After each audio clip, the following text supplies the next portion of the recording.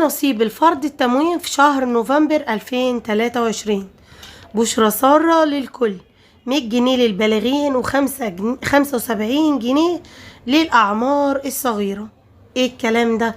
تعالوا نتعرف عليه من موقع البديل مصدر الخبر. تعالوا نتعرف على تفاصيل الخبر مع بعض ونشوف أسعار شهر نوفمبر هيكون نظام التموين ايه وايه الزيادة اللي الكل بيتكلم عليها دي. ما ننساش اللي مش مشترك في القناة يشترك في القناة، يفعل زر الجرس عشان يوصله كل جديد. أتمنى دعمي باللايك. كتير من الناس بتسأل على، طبعا احنا قربنا على نهاية شهر اكتوبر، عن نصيب الفرد في التموين لأصحاب البطاقات التموينية العائلية لشهر نوفمبر 2023.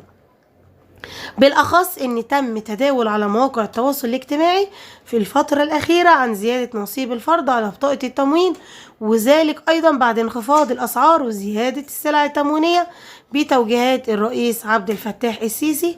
تعالوا نشوف نصيب الفرد كام في الفيديو ده. في البداية كده حابة أقول لكم إن أنا ناقلة للخبر ولست مسؤولة بالدولة.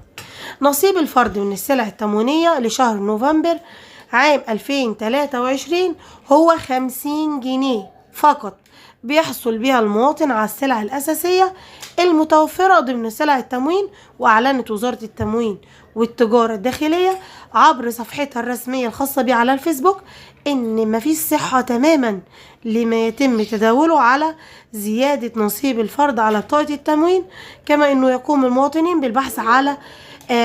بالبحث حتى يتم صرف السلع التموينية بداية من يوم 1 لشهر نوفمبر 2023.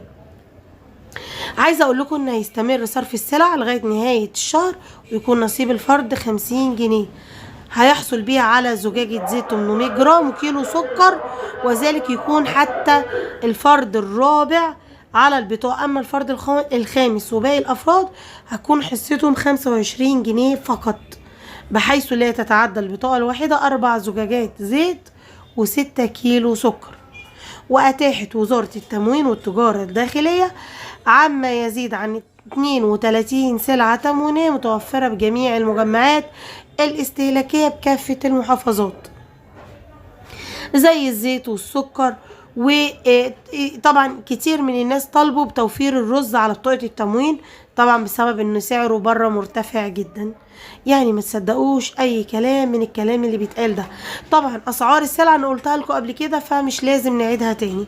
بالتوفيق للجميع، السلام عليكم ورحمة الله وبركاته.